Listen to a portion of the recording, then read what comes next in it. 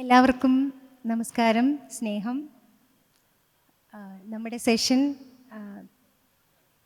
ചുരമിറങ്ങുന്ന വയനാടൻ കഥകൾ എന്നാണ്. സത്യത്തിൽ വയനാട് നമുക്കെല്ലാവർക്കും, പ്രത്യേകിച്ച് ഈ അടുത്ത കാലത്ത് എല്ലാവരുടെയും ഹൃദയത്തിൽ ഒരിടം പിടിച്ച സ്ഥലമാണ്. എഴുത്തുകാരികൾ എന്ന നിലയിൽ ഷീലയ്ക്കും എനിക്കും വയനാട് എന്താണ് എന്ന് ആദ്യം ഒന്ന് പങ്കുവച്ചതിന് ശേഷം മറ്റ് എഴുത്തിലേക്ക് വരാമെന്ന് തോന്നുന്നു. ഷീലയാണ് എന്നേക്കാൾ വയനാടുമായിട്ട് കുറേ കൂടി ജീവിത ബന്ധമുള്ളത്. വയനാട്ടിൽ ജനിച്ച് വളർന്ന ആളാണ്. അതുകൊണ്ട് ഷീലയുടെ ഒരു വയനാട് ജീവിതാനുഭവം, വയനാട് എന്താണ് എന്നൊന്ന് പങ്കുവയ്ക്കുക.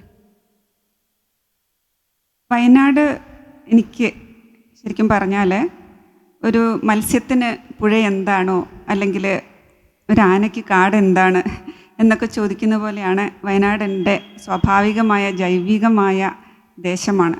എന്നെ ഞാനാക്കിയ നാടാണ്. അതിൽ എനിക്ക് തോന്നുന്നു എനിക്ക് എന്താണ് വയനാട് എന്ന് പറയുന്നതിൻ്റെ എല്ലാം ഉൾക്കൊള്ളുന്നുണ്ട്. നമുക്ക് അറിയാം, ഇപ്പോൾ കഴിഞ്ഞ ദിവസം ഒരു കടുവ ഒരു പാവപ്പെട്ട സ്ത്രീയെ ആക്രമിച്ച് കൊന്നു. എനിക്ക് വയനാട് ആ കടുവയാൽ ആക്രമിക്കപ്പെട്ട് കൊല്ലപ്പെട്ട ആ സ്ത്രീയുടെ നാടാണ്. അല്ലെങ്കിൽ കുറച്ച് നാൾ മുമ്പ് അജു എന്ന എൻ്റെ അയൽക്കാരനെ ആന ചവിട്ടിക്കൊന്നു. ആനയുടെ ചവിട്ടേറ്റ് മരിക്കുന്ന അനേകം കുടിയേറ്റക്കാരുടെ അല്ലെങ്കിൽ ആദിമവാസി ജനവിഭാഗങ്ങളുടെ നാടാണ് എനിക്ക് വയനാടെന്ന് പറഞ്ഞാൽ. അല്ലെങ്കിൽ കുടിയേറ്റത്തിൻ്റെ കഷ്ടതകളും പ്രയാസങ്ങളും എല്ലാം നേരിട്ട 2 തലമുറകൾ അല്ലെങ്കിൽ 2-3 തലമുറകൾ കടന്നുപോയി ഇന്ന് എത്തി നിൽക്കുന്ന ഒരു പ്രദേശമാണ് വയനാട് എന്ന് പറഞ്ഞാൽ. അല്ലെങ്കിൽ മറ്റൊരു തരത്തിൽ പറഞ്ഞാൽ, എന്നെ സംബന്ധിച്ച് വയനാട് എന്ന് പറഞ്ഞാൽ ആത്മഹത്യ ചെയ്ത ഒരുപാട് കർഷകരുടെ നാടാണ്. അതിനൊക്കെ അപ്പുറത്തേക്ക് ഒരുപാട് ചരിത്രവും മിത്തുകളും എല്ലാം ഉറങ്ങുന്ന നാടാണ് എന്ന് നമ്മൾ പറയും. അല്ലെങ്കിൽ ഒരുപാട് കാലങ്ങൾക്ക് മുമ്പ് വേടരാജാക്കന്മാരെ തോൽപ്പിച്ച് ക്ഷത്രിയന്മാർ പിടിച്ചെടുത്ത നാടാണ് വയനാട്. അല്ലെങ്കിൽ കുറേ പടയോട്ടങ്ങൾ കണ്ട നാടാണ് വയനാട്. പഴശ്ശിയുടെ പടയോട്ടം കണ്ട നാടാണ്. അല്ലെങ്കിൽ ടിപ്പു സുൽത്താൻ്റെ പടയോട്ടം കണ്ട നാടാണ്. ജന്മികൾ ആദിമവാസികളെ അടിമകളാക്കിയ നാടാണ്. അതിനൊക്കെ ശേഷം കപ്പയ്ക്കും കലപ്പയ്ക്കും ഒപ്പം വിൽക്കപ്പെട്ട സാധാരണ മനുഷ്യരുടെ നാടാണ്. ഇന്ന് മണ്ണിനെ പൊന്നാക്കിയ ആ മനുഷ്യർ ഇന്നും ഭൂമിക്ക് വേണ്ടി സമരം ചെയ്തുകൊണ്ടിരിക്കുന്ന നാടാണ് വയനാട്. അങ്ങനെ പറഞ്ഞു പോയാൽ ഒരുപാട് വിശേഷണങ്ങളുണ്ട്. എനിക്ക് തോന്നുന്നു വയനാട്ടിലേക്ക് കടന്നു വന്ന് വയനാടിനെ തൻ്റെ കാഴ്ചയിലൂടെ, ഇപ്പോൾ ഒരു പെണ്ണിൻ്റെ കാഴ്ചയിലൂടെയുള്ള വയനാടാണ് ഞാനിപ്പോൾ പറഞ്ഞത്. ഒരു കുടിയേറ്റക്കാരിയായ ഒരു സ്ത്രീയുടെ കാഴ്ചയിലൂടെയുള്ള ഒരു വയനാട്. ആ വയനാട്ടിലേക്ക് കടന്നു വന്നിട്ട് ചന്ദ്രിക വയനാടിനെക്കുറിച്ച് പഠിക്കാൻ ശ്രമിച്ച ഒരു ഗവേഷകയാണ് ചന്ദ്രിക. അതിൻ്റെ ബാക്കിപത്രം എന്ന പോലെ മനോഹരമായ ഒരു നോവൽ നമുക്കിനി ലഭിക്കാൻ പോകുന്നുണ്ട്. അതുകൊണ്ടുകൂടിയാണ് നമുക്കിപ്പോൾ ഇങ്ങനെയൊരു സെഷൻ വന്നിരിക്കുന്നത്. ഇനി ചന്ദ്രിക മനസ്സിലാക്കിയ ആ വയനാടിനെക്കുറിച്ച് നമുക്ക് പറയാം. വയനാടെന്ന് പറയുമ്പം നമ്മൾ കുട്ടിക്കാലത്തൊന്നും കേട്ടിട്ടേ ഇല്ല. ഞാൻ തൃശ്ശൂർ ജില്ലയിലാണ് ജനിച്ചു വളർന്നത്. ആദിവാസികൾ ഉള്ള നാട് എന്ന് മാത്രമാണ് എനിക്ക് വയനാടിനെ കുറിച്ച് അറിയുമായിരുന്നത് ചെറിയ കുട്ടിയായിരുന്ന സമയത്ത്. പിന്നെയാണ് കുടിയേറ്റം, അതുപോലെ ആദിവാസി ജനതയുടെ ഭൂപ്രശ്നം തുടങ്ങിയിട്ടുള്ള മേഖലകളിലേക്ക് കുറച്ചും കൂടെ വലുതാവുമ്പോഴേക്ക് ശ്രദ്ധയെത്തുന്നത്. 1998 വയനാട്ടിലേക്ക് ഞാൻ ആദ്യമായിട്ട് പോകുന്നത്. അത് ആദിവാസികളുടെ ഭൂമി പ്രശ്നം പഠിക്കാനായിട്ടായിരുന്നു. അപ്പം കുടിയേറ്റക്കാർ വന്നതുകൊണ്ട് ആദിവാസികൾ ഡിസ്പ്ലേസ്ഡ് ആയി എന്ന് പറയുന്ന യാഥാർത്ഥ്യമാണ് ഞാൻ കണ്ടത്. ഇവിടെ ഒരു വലിയ സംഘർഷം ഉണ്ടാവുന്നുണ്ട്. ഷീല കുടിയേറ്റക്കാരുടെ ഒരു ജീവിത അനുഭവങ്ങൾ വളരെ കൃത്യമായിട്ട്, വളരെ സൂക്ഷ്മമായിട്ട് വല്ലിയിൽ എഴുതിയിട്ടുണ്ട്. ഞാൻ കൂടുതൽ സംസാരിക്കുന്നത് ആദിവാസികളോടാണ്. ആദിവാസി ഊരുകളിലാണ് ഞാൻ കയറി ഇറങ്ങിയത്. പിന്നെ CK ജാനുവിൻ്റെ ആദിവാസി ഭൂമി സമരത്തിൻ്റെ ഒപ്പമാണ് ഞാൻ, പിന്നെ ഒരു പ്രക്ഷോഭത്തിൻ്റെ ഒപ്പം നടന്ന ഒരാളാണ്. അങ്ങനെ നോക്കുമ്പോൾ എന്നെ സംബന്ധിച്ചിടത്തോളം ഒരു 2011 MS സ്വാമിനാഥൻ റിസർച്ച് ഫൗണ്ടേഷനിൽ സോഷ്യൽ സയൻറ്റിസ്റ്റായിട്ട് ജോയിൻ ചെയ്യുമ്പോൾ ആദിവാസി വികസനമായിരുന്നു എൻ്റെ ഉത്തരവാദിത്വം. അങ്ങനെ ആദിവാസി മേഖലയിൽ ഡെവലപ്മെൻറ്റ് പ്രോജക്റ്റ് ഇൻ്റർവെൻഷൻ നടത്തുകയാണ് ചെയ്യുന്നത്. അപ്പോഴൊക്കെ നമ്മൾ കാണാൻ ചെല്ലുമ്പോൾ കുടിവെള്ളമില്ല, വീടില്ല. വീടൊക്കെ ഈ മേക്ക് ഷിഫ്റ്റ് ഹൗസസ് ആണ്, ഈ പ്ലാസ്റ്റിക് ഷീറ്റ് കൊണ്ട് കെട്ടിയിട്ടുള്ളതാണ്. കുടിക്കുന്ന വെള്ളം കുഴിയിലെ ചീത്ത വെള്ളമാണ്. ഞങ്ങൾ ചെല്ലുമ്പോൾ സ്ത്രീകൾക്കും കുട്ടികൾക്കൊക്കെ വലിയ വയറുവേദനയും ഒക്കെയാണ്. ഒട്ടും ആരോഗ്യമില്ല. കാട്ടുനായ്ക്ക പണിയ വിഭാഗത്തിലെ അടിയ വിഭാഗത്തിലെ മനുഷ്യരാണ് ഏറ്റവും അധികം ദാരിദ്ര്യവും ആരോഗ്യ പ്രശ്നങ്ങളും ഒക്കെ അനുഭവിക്കുന്നത്. ഒട്ടും ലാൻഡ്ലെസ് ആയിട്ടുള്ള കമ്മ്യൂണിറ്റീസാണ് അവർ. അങ്ങനെ വരുമ്പോൾ നമുക്ക് എൻ്റെ ഉള്ളിലെ എഴുത്തുകാരി ഒരേ സമയം ഒരു ഡെവലപ്മെൻറ്റ് ഇൻ്റർവെൻഷൻ നടത്തുന്ന ഒരു ഗവേഷക എന്നുള്ള രീതിയിലും പ്രാക്ടീഷണർ എന്നുള്ള രീതിയിലും ഒക്കെ വളരെ ഒബ്ജക്റ്റീവായിട്ട് കാണുമ്പോഴും ആ സമയങ്ങളിലെല്ലാം ഇവരുടെ ജീവിതവും വേദനയും സംഘർഷങ്ങളും നിലനിൽപ്പും ജീവൻ മരണ പ്രശ്നങ്ങളും ഒക്കെ ഒരു എഴുത്തുകാരി എന്നുള്ള രീതിയിൽ എൻ്റെ ഉള്ളിലെ അടിഞ്ഞടിഞ്ഞടിഞ്ഞ് എന്നെയും കടന്നത് പോവുമായിരുന്നു. അങ്ങനെയാണ് പിന്നെ കാന്തൽ എന്ന് പറയുന്ന പുതിയ നോവൽ എഴുതുന്ന സമയത്ത് അത് വായിക്കാൻ നിങ്ങളുടെ മുന്നിലെത്തുമ്പോൾ അതിൽ നല്ല പരിചയമുള്ള ചില കഥാപാത്രങ്ങളെ കാണാൻ പറ്റും. അതിൽ CK ജാനു തീർച്ചയായിട്ടും ഉണ്ട്. അതുപോലെ തന്നെ ആദിവാസി ഊരുകൾ ഉണ്ട്. അവിടുത്തെ ജൈവവൈവിധ്യത്തിൻ്റെ മേലുള്ള അപ്രാപ്യത ആദിവാസികൾക്കാണ് ഏറ്റവും ആദ്യം ഉണ്ടാകുന്നത്. പോഷകാഹാരക്കുറവ് കൊണ്ട് മരണങ്ങൾ നടക്കുന്നുണ്ട്. ഇങ്ങനെ എനിക്ക് വയനാട് എന്ന് പറഞ്ഞു കഴിഞ്ഞാൽ ആദിവാസികളുടെയും അതുപോലെ തന്നെ ജൈവവൈവിധ്യത്തിൻ്റെയും നാടാണ്. പക്ഷേ ജൈവവൈവിധ്യം എന്ന് പറയുന്നത് ഇന്ന് ശോഷണം വന്ന് കൊടും വരൾച്ചയും പേമാരിയും ഉരുൾപൊട്ടലും എല്ലാം നമുക്കറിയാവുന്നതാണ്. ഞാൻ അവിടെ വീട് വെച്ച് ഇപ്പോൾ അവിടെയാണ് താമസിക്കുന്നത്. മുമ്പ് ഞാൻ താമസിച്ച സമയത്ത് മഴ വരുമ്പോൾ നല്ല ഭംഗിയായിരുന്നു. കുന്നിറങ്ങി വരുന്ന മഴ നമുക്ക് കാണാൻ പറ്റുമായിരുന്നു. പക്ഷെ ഇപ്പോൾ മഴ പെയ്യുമ്പോഴൊരു ആദിയാണ്, പേടിയാണ്. ഈ ഒരു വ്യത്യാസം ഒരു സാധാരണ മനുഷ്യർ എന്നുള്ള രീതിയിനേക്കാൾ എഴുത്തുകാരി എന്നുള്ള രീതിയിൽ, കാരണം മഴ വരുമ്പോൾ കൂടുതൽ എഴുതുമായിരുന്ന ഒരാളാണ് ഞാൻ. മഴ അറിയില്ല, എനിക്ക് തോന്നുന്നു ഏതാണ്ട് എല്ലാ എഴുത്തുകാർക്കും മഴ ക്രിയേറ്റീവായിട്ടുള്ള ഭയങ്കരമായിട്ടുള്ളൊരു ഇൻസ്പിറേഷൻ ഉണ്ടാക്കും. പക്ഷെ ഇപ്പോൾ പേടിയാണ്. വയനാട്ടിൽ മഴ വന്നാൽ പേടിയാണ്, ആകാശം കറുത്താൽ പോലും പേടിയാണ്. അപ്പോൾ ഇതെങ്ങനെയാണ് ഈ ഭൂമി മാറുന്നത് എങ്ങനെയാണ്, കാലം മാറുന്നത് എങ്ങനെയാണ്, കാലാവസ്ഥ മാറുന്നത് എങ്ങനെയാണ്, അതനുസരിച്ച് മനുഷ്യരുടെ മനസ്സിലെ വികാരങ്ങൾ മാറുന്നത് എങ്ങനെയാണ് എന്നുള്ളതൊക്കെ വയനാട്ടിലേക്ക് പോയി താമസിച്ചുകൊണ്ടാണ് കൂടുതൽ അറിയാൻ പറ്റിയത്. ചന്ദ്രിക വളരെ മനോഹരമായിട്ട് അനുഭവിച്ചറിഞ്ഞ അല്ലെങ്കിൽ ഗവേഷണം ചെയ്തറിഞ്ഞ ഒരു വയനാടിനെ കുറിച്ച് പറഞ്ഞു. അവിടുത്തെ ആദിവാസി ജനവിഭാഗങ്ങളെക്കുറിച്ച് പറഞ്ഞു. അപ്പം നേരത്തെ പറഞ്ഞ കുടിയേറ്റക്കാരാണ് ആദിവാസികളെ ഡിസ്പ്ലേസ് ചെയ്തത് എന്ന അതിൽ പകുതി സത്യവുമുണ്ട്. കുറച്ചെനിക്ക് തോന്നുന്നു കുറച്ചൊക്കെ അത് കുടിയേറ്റക്കാരുടെ മേൽ അടിച്ചേൽപ്പിക്കപ്പെട്ട ഒരു ആരോപണമായിട്ട് മാറുന്നുമുണ്ട്. കുടിയേറ്റക്കാർ വരുന്നതിന് മുമ്പ് വയനാട്ടിലെ ആദിമവാസികളുടെ അവസ്ഥ ഒട്ടും മെച്ചമായിരുന്നില്ല. അത് ജന്മി കുടിയാൻ സമ്പ്രദായമാണ് അവിടെ നിലനിന്നിരുന്നത്. നമുക്കറിയാം, എൻ്റെ നോവലിൻ്റെ പേര് തന്നെ വല്ലി എന്നാണ്. വല്ലി എന്ന് പറഞ്ഞാൽ അത് ഒരു കോൺട്രാക്ച്വൽ ലേബർ സിസ്റ്റമാണ്. അപ്പം കാര്യം പറഞ്ഞോട്ടെ, അത് വല്ലിയിൽ ശീലം നന്നായിട്ട് അത് എഴുതുന്നുണ്ട്. കാരണം ഈ ഒരു സ്നേഹം ഒരുപാട് കുടിയേറ്റക്കാർക്ക് ആദിവാസി ജനങ്ങളോട് സ്നേഹമുള്ളവരുണ്ടായിരുന്നു. ആ ഒരു ഇടകലർന്നിട്ടുള്ള അനുതാപത്തോട് കൂടിയിട്ടുള്ള ഒരു ജീവിതം ഉണ്ടായിരുന്നു. ആ വല്ലിയിൽ അത് വളരെ ഭംഗിയായിട്ട് ചിത്രീകരിച്ചിട്ടുണ്ട്. ആ ഒരു എക്സ്പീരിയൻസ് പറയും. തീർച്ചയായിട്ടും വല്ലിയിൽ കുടിയേറ്റക്കാരും ആദിവാസികളും തമ്മിലുള്ള ജീവിതത്തിൻ്റെ സംഘർഷങ്ങളും അതേപോലെ തന്നെ അവരുടെ ജീവിതം എങ്ങനെയാണ് അവർ തമ്മിൽ ഇടചേർന്ന് കിടക്കുന്നത് എന്നും വല്ലിയിൽ നിങ്ങൾക്ക് വായിക്കാം. അതെൻ്റെ വ്യക്തിപരമായ അനുഭവങ്ങളിൽ നിന്നും അല്ലെങ്കിൽ എൻ്റെ ബാല്യത്തിൽ അല്ലെങ്കിൽ അനുഭവിച്ചറിഞ്ഞ ചില കാര്യങ്ങളിൽ നിന്നുമാണ് എഴുതിയിരിക്കുന്നത്. അതായത് എൻ്റെ ഒരു കുടിയേറ്റ കർഷക കുടുംബത്തിലാണ് ഞാൻ ജനിച്ചതും വളർന്നതുമെല്ലാം.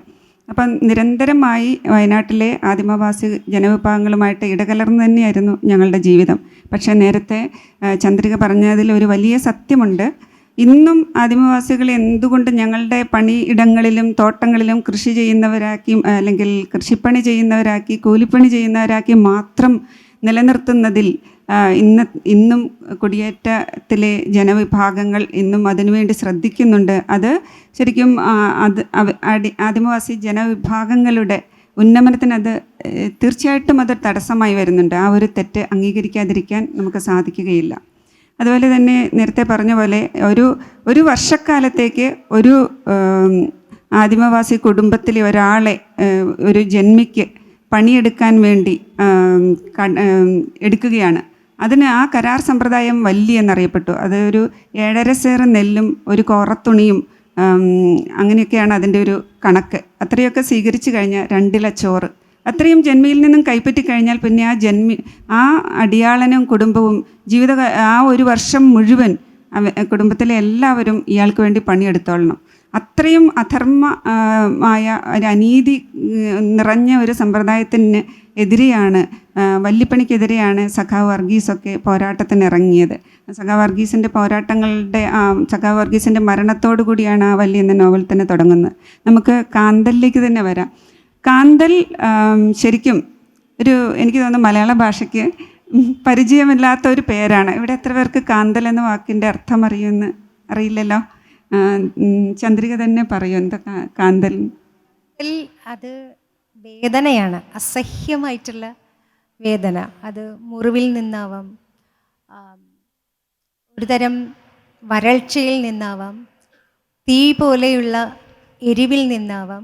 അങ്ങനെ ഏറ്റവും എക്സ്ട്രീമായിട്ടുള്ള നമ്മളെ വേദനിപ്പിക്കുന്ന ഏതു തരം കാര്യങ്ങളിൽ നിന്നുമുള്ള സംഗതിയാണ് കാന്തൽ. കട്ടാവുന്നുണ്ട് അല്ലേ? കാന്തൽ എനിക്ക് തോന്നുന്നു നമ്മൾ ഒരു മനസ്സിൻ്റെ അതിൽ വയനാട് മാത്രമല്ല ആ നോവലിലെ ഒരു ഭൂമിക എന്ന് പറയുന്നത്. അതിപ്പം വല്ലിയാണെങ്കിലും അത് വയനാട് എന്ന് പറയുന്നത് അത് പ്രാദേശികവുമാണ്, അത് ആഗോളവുമാണ്. കാരണം നമുക്കറിയാം, പ്രത്യേകിച്ചും ഇന്നത്തെ ക്ലൈമറ്റ് ചേഞ്ചിൻ്റെ കാലത്ത് പശ്ചിമഘട്ടത്തെ പോലുള്ള ഒരു സ്ഥലത്തിൻ്റെ നമുക്ക് ഏറ്റവും അധികം ഇപ്പം താഴെ നാട്ടിലുള്ള മനുഷ്യർക്ക് വെള്ളം കുടിക്കണമെങ്കിൽ പശ്ചിമഘട്ടം സംരക്ഷിച്ചേ മതിയാവൂ. പശ്ചിമഘട്ടത്തിൻ്റെ അത് അപായമുനമ്പിലാണ് സത്യത്തിൽ. അപ്പം ലോകമെമ്പാടും ഇപ്പോൾ ഇവിടെ പ്രളയമുണ്ടാകുന്നു, ഉരുൾപൊട്ടലുണ്ടാകുന്നു. ഇപ്പം നമ്മൾ ലോസ് ഏഞ്ചൽസിൽ തീപിടുത്തം കാണുന്നു, തൊട്ടടുത്ത് വേറൊരു രാജ്യത്ത് മഞ്ഞ് വീഴുന്നു. ഇങ്ങനെ ഏത് നിമിഷവും ഏത് സ്ഥലത്തും ചിലപ്പോൾ നമ്മളിരിക്കുന്ന സ്ഥലത്ത് ഭൂചലനം ഉണ്ടായേക്കാം. അങ്ങനെ നമുക്കൊന്നും പ്രെഡിക്റ്റ് ചെയ്യാൻ പറ്റാത്ത തരത്തിൽ ക്ലൈമറ്റ് ചേഞ്ച് വന്നിരിക്കുന്ന സമയത്ത് വയനാട് എന്ന് പറയുന്നത് അതൊരു ഒരു ഒരു റെപ്രസെൻറ്റേഷൻ ആയിട്ട് നമുക്ക് കാണാൻ പറ്റും. അവിടുത്തെ മനുഷ്യരെന്ന് പറയുന്നതും ഇത് പറഞ്ഞ പോലെ വളരെ കോസ്മോപൊളിറ്റൻ സ്വഭാവമുള്ളൊരു സ്ഥലമാണ് വയനാട്. കാരണം തമിഴ്നാട്, അതുപോലെ കർണാടക, കേരളം, ഇതിൻ്റെ മൂന്നിൻ്റെയും അതിർത്തി, അതുപോലെ തന്നെ പുറത്തുനിന്ന് ഒരുപാട് മനുഷ്യർ വന്ന് താമസിച്ചു പോകുന്ന സ്ഥലം.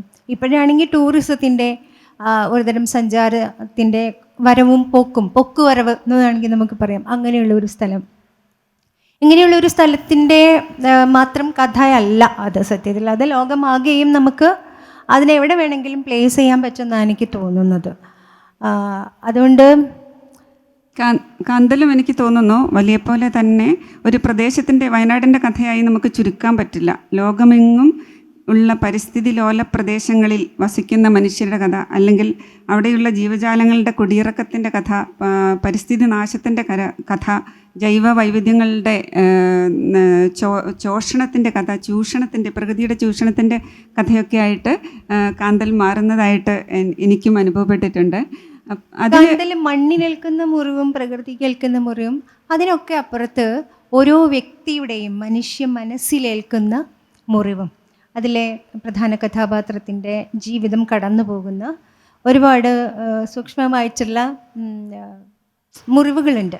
അതിൽ നിന്ന് അതിനോടുള്ള ഒരു പ്രതികരണവും അതിനെ അതിജീവിക്കുന്നതും വല്ലിയിലാണെങ്കിലാണ്.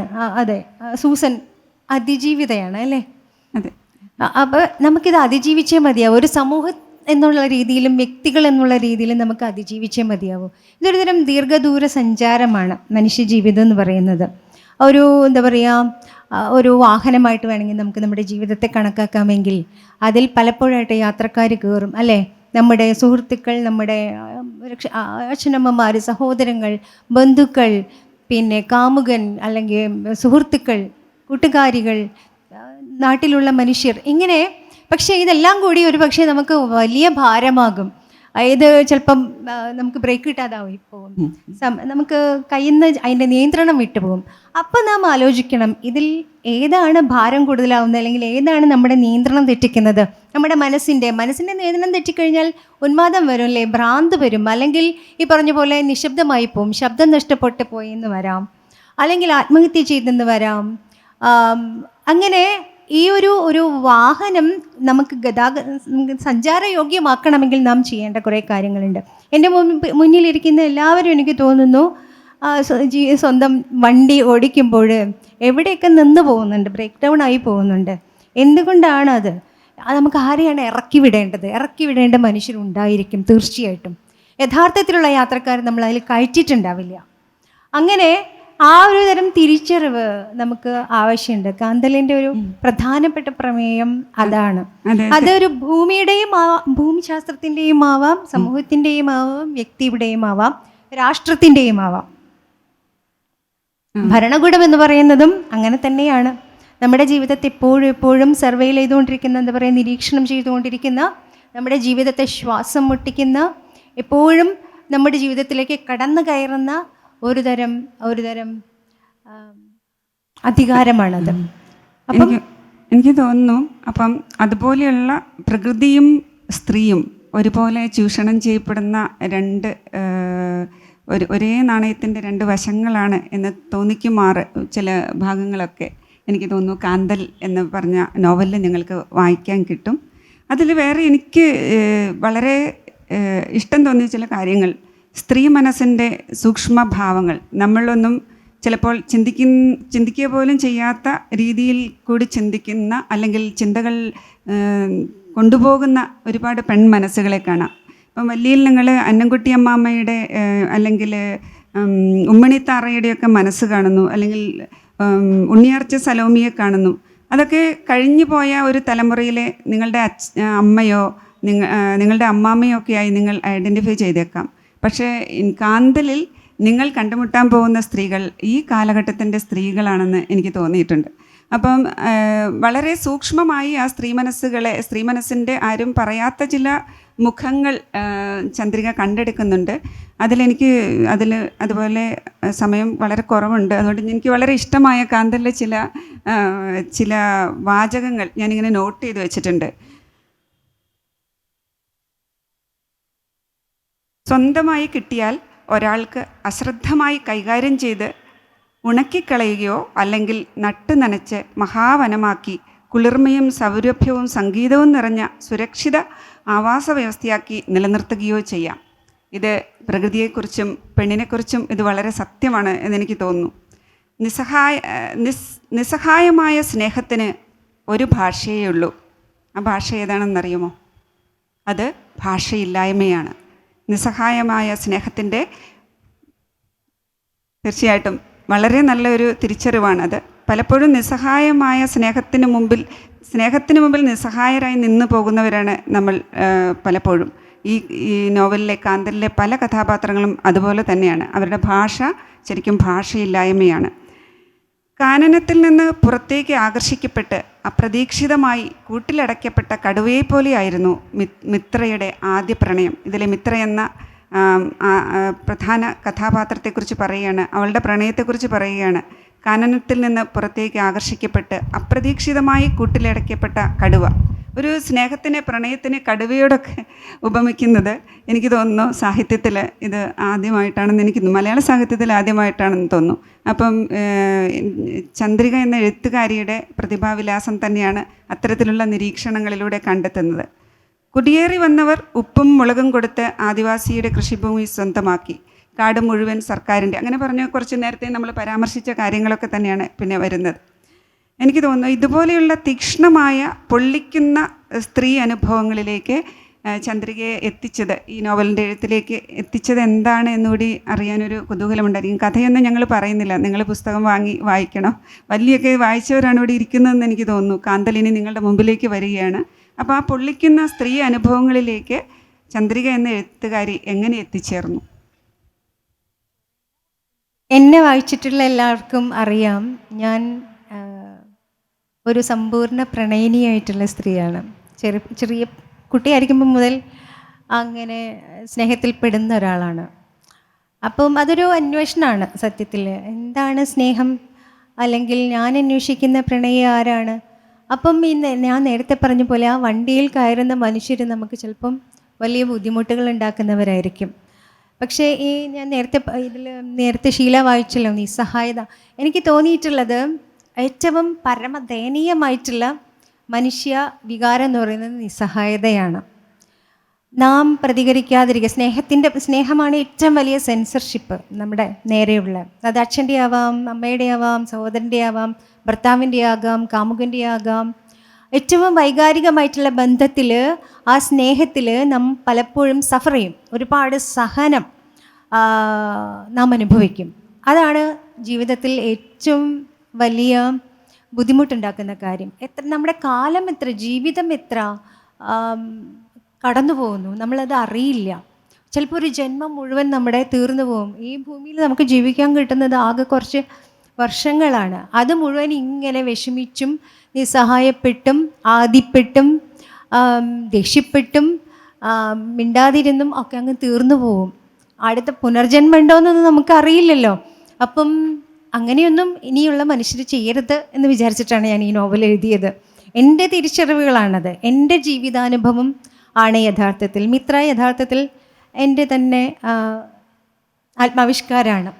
അതൊരു ഓട്ടോ ഫിക്ഷൻ കാറ്റഗറിയിലും കൂടി പെടുത്താവുന്നതാണ്. അപ്പം എല്ലാവരും കാന്തലിലെ പെണ്ണനുഭവങ്ങളിലൂടെ, ദേശത്തിൻ്റെ അനുഭവങ്ങളിലൂടെ കടന്നു പോകണം, വയനാടിനെ തൊട്ടറിയണം. നമ്മളിനി ഒരു കാര്യം കൂടി പറയട്ടെ. ഞാൻ ശരിക്കും പറഞ്ഞു കഴിഞ്ഞാൽ തീ പിടിച്ച കാടിനായി, അല്ലേ, ശബ്ദമില്ലാത്ത മനുഷ്യർക്കായി, ലിപിയില്ലാത്ത ഭാഷയ്ക്കായി. അവിടെയാണ് ഷീലയുടെ ഏറ്റവും വലിയ കോൺട്രിബ്യൂഷൻ മലയാള സാഹിത്യത്തിൽ. നമുക്കറിയാം, വയനാടിനെക്കുറിച്ച് എഴുതിയ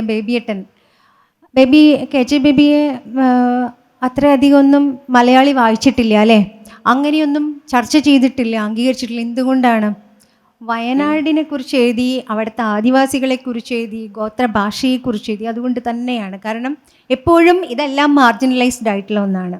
അവിടെ നിന്ന് അതിനെ ഷീല ലോകത്തിൻ്റെ സർവ്വ ഭാഗങ്ങളിലേക്കും എത്തിച്ചു എന്ന് പറയുന്നത് വലിയ കോൺട്രിബ്യൂഷനാണ്. അതിന് തീർച്ചയായിട്ടും ജയശ്രീ കളത്തിൽ എന്ന വിവർത്തകയ്ക്ക് അതിന് വലിയൊരു സ്ഥാനമുണ്ട്. കാരണം ജയശ്രീ അത് വിവർത്തനം ചെയ്തിട്ടില്ലായിരുന്നെങ്കിൽ കേരളത്തിൻ്റെ അതിരുകൾക്ക് അപ്പുറത്തേക്ക് വല്ലി കടന്നു പോവുകയില്ല.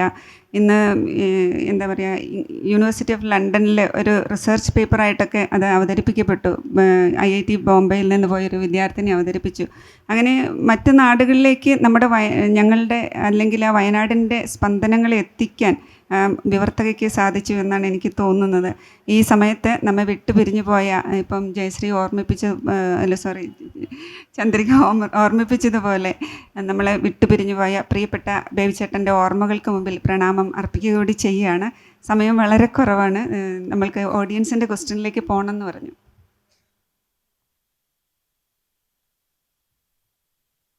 ഷീല മാം, ചന്ദ്രിക മാം പറഞ്ഞു നിസ്സഹായത എന്ന് പറഞ്ഞാൽ ഈ KLF ഏറ്റവും ബെനിഫിഷ്യറായിട്ടുള്ള ഒരു സംഭാഷണമായിട്ടാണ് ഈ സംഭാഷണത്തെ ഞാൻ എടുക്കുന്നത്.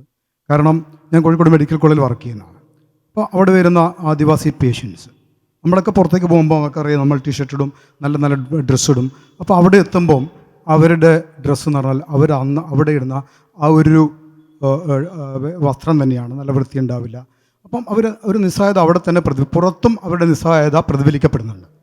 അപ്പം ഞാൻ പറയുന്നത്, മുത്തങ്ങ സമരത്തിലൊക്കെ ഗീതാനന്ദനും ജാനുവൊക്കെ ഒരുപാട് സ്ട്രഗിൾ ചെയ്തെങ്കിൽ പോലും അതൊന്നും എവിടെ എത്തിയിട്ടില്ല. കാരണം ഇവിടെ അത് പ്രതിപാദിച്ചിട്ടില്ല. അതിനൊരു വിഷയത്തിൽ പോലും വലിയൊരു സംഭവമായിരുന്നു. പിന്നീടുണ്ടായിരുന്ന ഓരോരോ സംഭവങ്ങൾ ഇപ്പോഴും ആദിവാസി ജനത എന്ന് പറയുന്ന നിസ്സഹായതയുടെ ഒരു പ്രതീകം തന്നെയാണ്, ഒരു പ്രതീകം. അപ്പം നമ്മുടെ സമൂഹത്തോടാണെങ്കിലും യൂണിയൻ ഗവൺമെൻറ്റിനോടായാലും സ്റ്റേറ്റ് ഗവൺമെൻറ്റിനോടും നമുക്ക് ഒരു നിർദ്ദേശം നൽകാനുള്ളത് എന്താണ്? അവരെ രക്ഷിക്കാൻ കുടിയേറ്റ കർഷകരെന്ന് തന്നെ പറയാം. കുടിയേറ്റം മൂലവും അതേപോലെ തന്നെ ടൂറിസം മൂലവും അവർ അനുഭവിക്കുന്ന വ്യഥകളിൽ നിന്നും അവരെ രക്ഷിക്കാൻ എന്താണ് നമ്മളുടെ സമൂഹത്തോടും നമ്മുടെ ഗവൺമെൻറ്റിനോടും മാംസിന് പറയാനുള്ളത്? Thank you. പറയാം. സർക്കാർ യഥാർത്ഥത്തിൽ ആദിവാസിയുടെ പക്ഷത്ത് നിന്നിട്ടല്ല വികസനത്തെ കാണുന്നത്. അതൊരു മുഖ്യധാരാ വികസനമാണ് ഇതുവരെയും വിഭാവനം ചെയ്തിട്ടുള്ളതും ഇംപ്ലിമെൻ്റ് ചെയ്തുകൊണ്ടിരിക്കുന്നതും. അതിൻ്റെ എത്രയോ ഉദാഹരണങ്ങളാണ്. ആദിവാസി ഹൗസിംഗ് പ്രോഗ്രാം വലിയ പരാജയമാണ്. യഥാർത്ഥത്തിൽ ആദിവാസിയിൽ ഇങ്ങനെ സിമൻറ്റ് കട്ടകളിലുള്ള വീടുകളിലൊന്നുമല്ല അവർക്ക് താമസിക്കാൻ ഇഷ്ടം. മണ്ണിൻ്റെ ഏറ്റവും മോഡേൺ ടെക്നോളജി ഉപയോഗിച്ചിട്ട് എന്തുകൊണ്ട് അവർക്ക് മഡ് ഹൗസിങ് ചെയ്തുകൂടായിരുന്നു? ഞാനൊക്കെ മഡ് ഹൗസിലാണ് താമസിക്കുന്നത്. ഷീലയും ഒരു മഡ് ആർക്കിടെക്റ്റ് ഉണ്ടാക്കിയ വീട്ടിലാണ് താമസിക്കുന്നത്. സാറാ ജോസഫ് മഡ് ഹൗസിലാണ് താമസിക്കുന്നത്. അത് ലക്ഷൂറിയസ് ആയിട്ടുള്ള മഡ് ഹൗസാണ്. എന്തുകൊണ്ട്? ആദിവാസികൾക്ക് മണ്ണിനോടുള്ള ബന്ധം എന്ന് പറഞ്ഞാൽ അവർക്ക് ഒരു ആർക്കിടെക്ചർ എന്താ പറയുക, ടെക്നോളജി ഉണ്ട്, പരമ്പരാഗതമായിട്ടുള്ള നോളജ് ഉണ്ട് അവർക്ക്. അവരങ്ങനെയാണ് മുളയും മണ്ണും ഒക്കെ ഉപയോഗിച്ചിട്ട് സ്വന്തം വീടുകൾ ഉണ്ടാക്കുന്നവരാണ്. അതിനെ നമ്മൾ ടെക്നോളജിയുമായിട്ട് ഇമ്പാർട്ട് ചെയ്തില്ല. അത് ഏറ്റവും വലിയ തെറ്റാണ്. അതുപോലെ തന്നെ ഈ വാട്ടർ മാനേജ്മെൻറ്റ്, വാട്ടർ കൺസർവേഷൻ, അതുപോലെ ലാൻഡ് യൂസ് മാനേജ്മെൻറ്റ്, ഇതെല്ലാം ഏറ്റവും അധികം അറിവുള്ളവരാണിവർ. ട്രഡീഷണൽ നോളേജ് നമ്മൾ അക്നോളജ് ചെയ്തില്ല. അതുപോലെ ആദിവാസി കുട്ടികളുടെ എഡ്യൂക്കേഷൻ എന്ന് പറയുന്നത്, മലയാളം എന്ന് പറയുന്നതിൻ്റെ കാന്തലിൽ വരുന്നുണ്ട്. മലയാളി എന്ന് പറയുന്ന ആ ഒരു സ്വത്വത്തിന് അപ്പുറത്താണ് ആദിവാസികൾ. അപ്പോൾ ആരാണ് മലയാളി? കേരളം എന്ന് പറയുന്നത് മലയാളികളുടെ മാതൃഭൂമിയാണെന്നല്ലേ പറയപ്പെടുന്നത്. അപ്പം മലയാളി എന്താ പറയുക, കേരളം ആദിവാസികൾക്ക് അവകാശപ്പെട്ടതല്ല എന്നുള്ള ഒരു തരത്തിലാണ് നമ്മുടെ എഡ്യൂക്കേഷൻ സിസ്റ്റം പ്രവർത്തിക്കുന്നത്. അലീനേഷൻ എന്ന് പറയുന്നത് ഒരു നോളജ് സിസ്റ്റത്തിലേക്ക് വരുമ്പോൾ തന്നെ ആദിവാസി കുട്ടികൾ അനുഭവിക്കുന്നുണ്ട്. ആ എഡ്യൂക്കേഷൻ സിസ്റ്റം ശരിയല്ല. അതുപോലെ തന്നെ കൃഷി സമ്പ്രദായം എന്ന് പറയുന്നത്, ഇപ്പം കുറിച്യർക്കും കുറുമർക്കും സമയം, ഞാനാണെങ്കിൽ ഇതിൽ ഒരുപാട് വർക്ക് ചെയ്ത ആളായതുകൊണ്ട് ഒരുപാട് സംസാരിക്കാനുണ്ട്. ചുരുക്കി പറയാം, 2-3 കാര്യം, എല്ലാം ഇവിടെ പറയാൻ പറ്റില്ല, പിന്നീട് നമുക്ക് വേണമെങ്കിൽ സംസാരിക്കാം. ഈ അഗ്രികൾച്ചറൽ സിസ്റ്റം എന്ന് പറയുന്നത്, ഇവർക്ക് കൂട്ടുകൃഷി സമ്പ്രദായമുണ്ട്. കുറിച്യർക്കും കുറുമർക്കുമാണ് ഭൂമിയുള്ളത്. ഇപ്പം അതും ഈ തുണ്ടുവൽക്കരിക്കപ്പെട്ടുകൊണ്ടിരിക്കുകയാണ്. നമ്മുടെ മെയിൻ സ്ട്രീമിൽ സംഭവിക്കുന്നത് പോലെ തന്നെ ഭൂമിയുടെ തുണ്ടുവൽക്കരണം നടക്കുകയാണ്. അപ്പോൾ എന്താ ഉണ്ടാവുക? കൃഷി ഉണ്ടാവില്ല, കൃഷിഭൂമി ഉണ്ടാവില്ല. ഉണ്ടെങ്കിൽ തന്നെയും അതിൽ വാഴ വയ്ക്കും, അല്ലെങ്കിൽ അടക്കി വയ്ക്കും. കാരണം ലേബർ ഉണ്ടാവില്ല. ഇപ്പോഴാണെന്ന് വെച്ചാൽ മൊത്തം തറവാട്ടിൽ എല്ലാവരും കൂടിയിട്ടാണ് കൃഷി ചെയ്യുക. അപ്പോൾ ലേബർ ചാർജ് വേണ്ട. ഈ തുണ്ടുവൽക്കരിക്കുമ്പോൾ അവർക്ക് കൃഷി എന്ന് പറയുന്നത് വലിയ അധ്വാനമാകും. ഇത് കൾച്ചറാണ്, ആദിവാസിയുടെ കൾച്ചറാണ് കൃഷി എന്ന് പറയുന്നത്. അത് ഭയങ്കര അഗ്രോ ബയോഡൈവേഴ്സിറ്റി എന്ന് നമ്മൾ പറയും. കാർഷിക ജൈവ വൈവിധ്യം, എല്ലാ ഇനങ്ങളും ഉണ്ടായിരിക്കും അവിടെ, ഭൂമിയുള്ളവരുടെ ഭൂമിയിൽ. നമുക്കാണെങ്കിൽ ഈ ഏകവിള കൃഷിയോടാണല്ലോ വലിയ ഇഷ്ടം. കുരുമുളക്, അല്ലെങ്കിൽ കാപ്പി, അല്ലെങ്കിൽ റബ്ബർ, അല്ലെങ്കിൽ എന്നിട്ട് കാലാവസ്ഥാ വ്യതിയാനത്തിൻ്റെ കാലത്ത് ഏതെങ്കിലുമൊക്കെ നശിക്കുമ്പോൾ കർഷകർ ആത്മഹത്യ ചെയ്യേണ്ടി വരുന്നു. ഇങ്ങനെ അതിൽ പിന്നെ കുടിയേറ്റത്തിൻ്റെ വലിയ സംഭാവനയുണ്ട് അതിൽ. അങ്ങനെ ഏകവിള കൃഷിയിലേക്ക് വയനാടിനെ, അല്ലെങ്കിൽ പിന്നെ ആ മേഖലയെ കൊണ്ടുപോയതിൽ. അപ്പം ഇങ്ങനെ കാർഷിക ജൈവ വൈവിധ്യവൽക്കരണം, അതുപോലെ എഡ്യൂക്കേഷൻ സിസ്റ്റം, അതുപോലെ ഞാൻ നേരത്തെ പറഞ്ഞ മറ്റ് ഈ അവരുടെ ട്രഡീഷണൽ നോളേജ്, കാടിനെക്കുറിച്ച്, കാലാവസ്ഥയെക്കുറിച്ച്, വിത്തുകളെക്കുറിച്ച്, വിളവുകളെക്കുറിച്ച് ഒക്കെയുള്ള ട്രഡീഷണൽ നോളേജ് എന്നാണോ നമ്മൾ മുഖ്യധാര അംഗീകരിക്കുന്നത്? എപ്പോഴും ആദിവാസിയെ അപരിഷ്കൃതർ എന്നല്ലേ പറയുന്നത്? അങ്ങനെയല്ലല്ലോ. ശരിക്കും നമ്മളാണ് അത്തരത്തിൽ സംസ്കാരം കുറവുള്ള മനുഷ്യർ. അവർ നല്ല സംസ്കാരമുള്ളവരാണ്. അത് മുഖ്യധാര എന്ന് പറയുന്നത് ഇതിനെ കൂടെ ഇൻകോർപ്പറേറ്റ് ചെയ്തിട്ട് ഏതൊക്കെയാണ് നമ്മളിപ്പോഴും ഒരു യൂണിഫോം ആയിട്ടല്ലേ എല്ലാറ്റിനെയും കാണുന്നത്. അങ്ങനെയല്ല. ഡൈവേഴ്സിറ്റിയെക്കുറിച്ച്, നമ്മൾ ഇന്ത്യൻ കൾച്ചറിനെ കുറിച്ച് സംസാരിക്കുമ്പോൾ എത്രയോ ഡൈവേഴ്സിറ്റിയാണ്. ഞാൻ നിർത്താം കേട്ടോ, അടുത്ത ചോദ്യം ഉണ്ടാവും. ശ്രീമതി CS ചന്ദ്രികയുടെ കാന്തൽ എന്ന ഏറ്റവും പുതിയ പുസ്തകത്തിന്റെ കവർ റിലീസാണ് വേദിയിൽ നടക്കാൻ പോകുന്നത്. അതിനായി ശ്രീമതി ഷീല ടോമിയെ ക്ഷണിക്കുന്നു.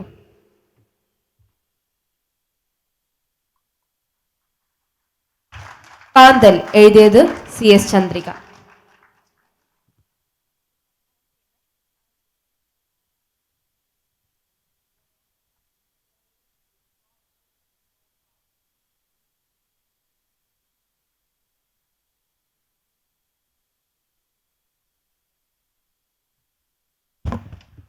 ഇത്രയും നേരം ഞങ്ങളെ ശ്രവിച്ചുകൊണ്ടിരുന്ന എല്ലാവർക്കും നന്ദി.